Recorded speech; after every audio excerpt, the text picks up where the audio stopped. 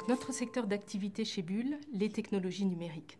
Ce sont des technologies innovantes qui permettent la simulation numérique. Elles bénéficient en fait aux grands groupes, mais également aux PME, à travers le calcul intensif à la demande. Et en fait, on s'aperçoit que ces technologies sont omniprésentes et indispensables dans de nombreux secteurs d'activité, comme la recherche, l'industrie, le public, la santé. D'ailleurs, je vais vous donner un exemple. Dans le secteur de la recherche et de la santé, un de nos supercalculateurs permet aujourd'hui aux chercheurs européens de mieux comprendre la maladie d'Alzheimer. En termes d'innovation, notre objectif, c'est l'innovation au carré.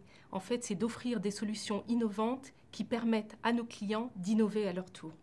Ingénieur de formation, j'ai commencé à travailler sur les aspects techniques pour trouver des solutions aux enjeux de nos clients.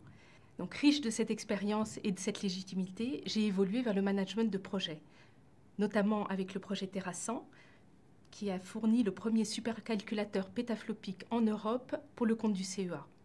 Et je suis aujourd'hui directeur de projet R&D, un poste à orientation client forte pour être au plus près finalement des exigences des clients et de proposer des solutions technologiques innovantes.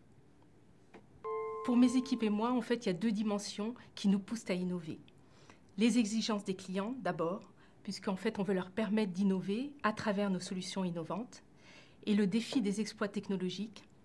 Ensuite, car Bull a toujours été à la pointe de la technologie, et notamment en 2010 avec Terra-100 où nous dépassions le million de milliards d'opérations par seconde, les premiers en Europe.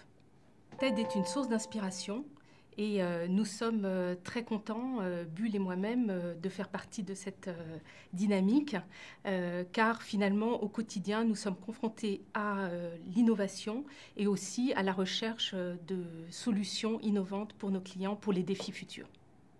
Donc, concernant l'innovation dans les domaines des hautes technologies, je pense que le premier défi des femmes, c'est la crédibilité technique qui a été finalement l'apanage des hommes pendant des siècles.